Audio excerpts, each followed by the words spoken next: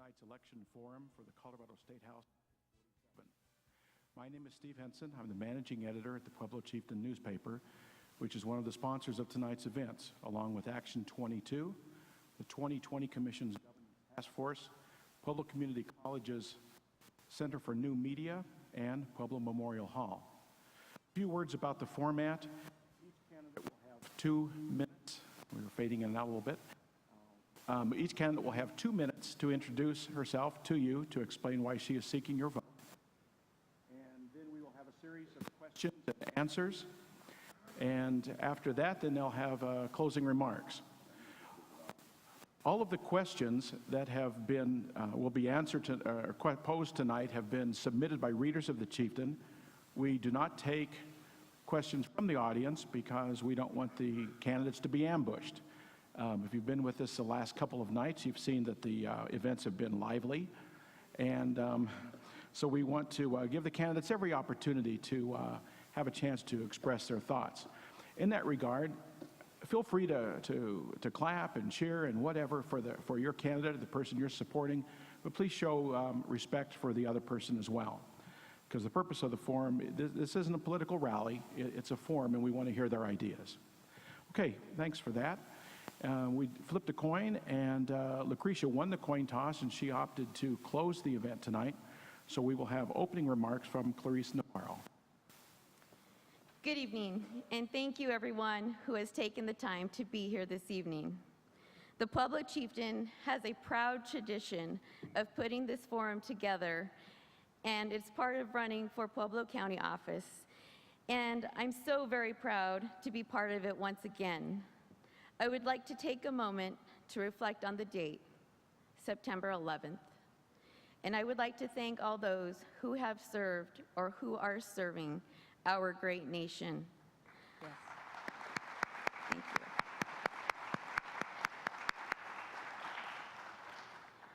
The freedom that we have and the pride that comes from living in the world's greatest country should be at the front of our minds as we move forward with this forum. I'm State Representative Clarice Navarro, and serving you has been a great honor for me. I represent Otero, Pueblo, Pueblo West, and Fremont counties, and I absolutely love what I do and representing you at the state legislature, which is why I'm here tonight to ask the people of House District 47 to support me once again. Elections are critical. Your votes are critical. And being a voter that is informed is critical. This process is meaningful to the future of our state, and this audience, as well as those at home, can make a difference in the direction that this state is going. While serving as your state representative, I have served with principles and conservative values, and unlike 2 years ago, I now have a voting record that backs up my firm commitment to the people of House District 47.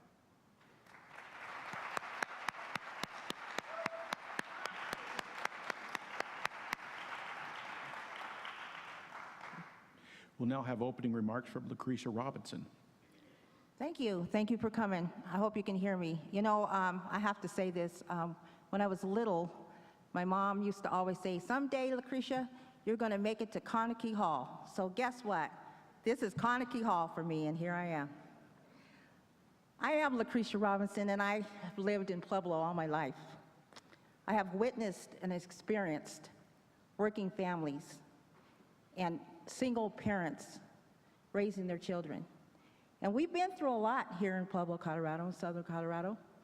You know, we had the CF&I, and we had a lot of workers who lost their homes and their beautiful things that they worked very hard for. Some people even lost their children who had to move on and be somewhere else where they can make a living. So I know very well the challenges that we're about to meet and we're about to face. So what's the most important thing is our youth. I work for a youthful offender system here in Pueblo. I've been there for 24 years. So I'm a strong public servant for our community, and I've worked and served in many committees. The second point I'd like to talk a little bit about is what's very close to my heart is our seniors and our youth. And not that I'm dismissing anybody else, because we're all important, but our youth is our future. They're going to be our future for everything that we stand for today. So it's very important that you understand and we work together in solidarity to make things work for the future of our lives, our children, our beautiful seniors who were here for our children years and years ago. My time's up.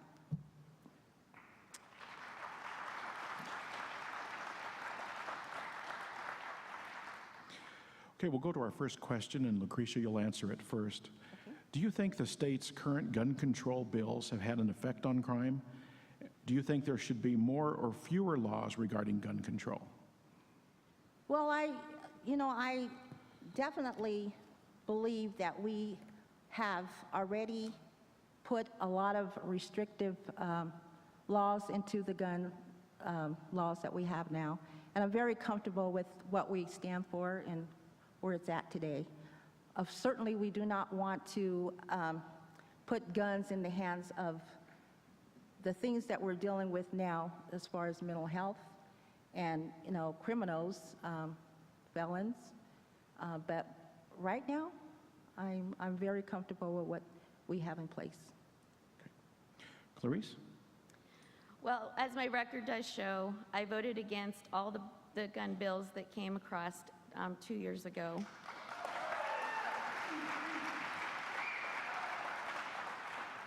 The Constitution specifically states, "The right of the people to keep and bear arms shall not be infringed." As your representative, it is my duty to uphold the Constitution and ensure that the citizens continue to be able to exercise their right.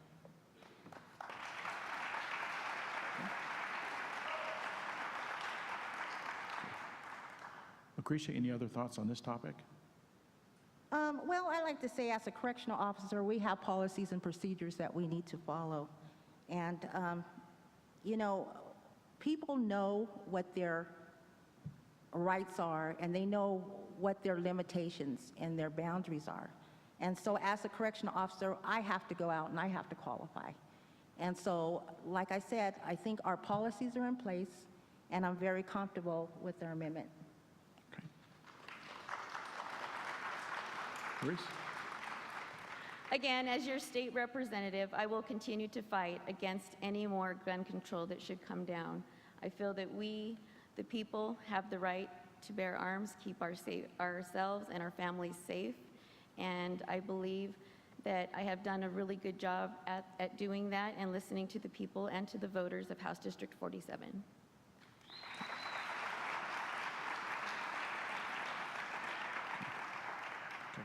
Okay, Clarice, you'll handle this one first. What specific bills do you want to sponsor or co-sponsor in the upcoming session? For the upcoming session, I would like to focus on our veterans who have allowed us to have this freedom in this great nation that we serve. I also would like to protect our water issues that we have continuously fighting against in rural Colorado. We need to protect and help our farmers and ranchers who continue to work and feed the world. Those are a couple of issues that I have focused on. Of course, our education is always top priority, and I have worked diligently with those bills as well. Okay.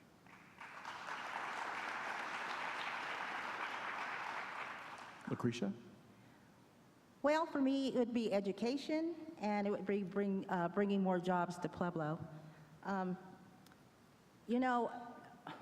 I keep going back to the education, because education is what got us where we're at today.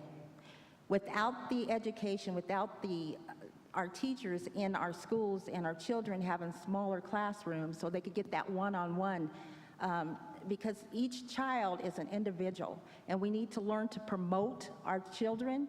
promote their challenges, promote their changes that they're going to make as they grow up. Because once we get our children to that point where they're in the college and they're getting those certificates, those diplomas in the higher areas of recognition, we don't want our children to leave. We want to make sure that we have those jobs, and we need to have those important conversations with the corporations that are coming in like Vestas and Petco, the ones that are here, but we need to promote what they already have in place so that we can keep our children here. We won't be searching for jobs overseas. It'll be right here. So getting those jobs, having those conversations, promoting what's in place, taking care of our children, making them proud is what I will be working on.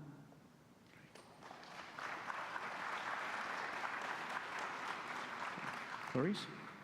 Again, I will continue to represent the needs of House District 47. Oftentimes, it isn't the legislation that we carry and pass that makes the difference. Oftentimes, it's the burdensome legislation that stands in the way of and fight against that makes the difference to the people of Colorado. Okay. Lucretia, any other thoughts?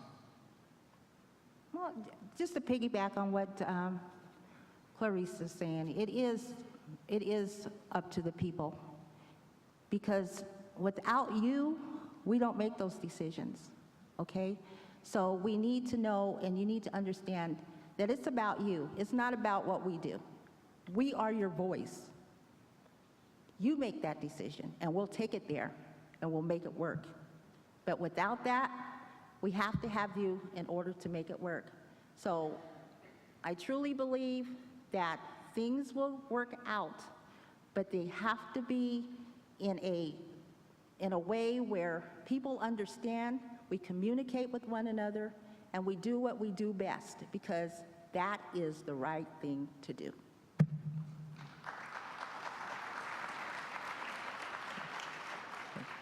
Okay, Lucretia, you'll handle this question first. Okay. Should the legislature get more involved in regulating energy rate increases? And should the Public Utilities Commission be adjusted in any way?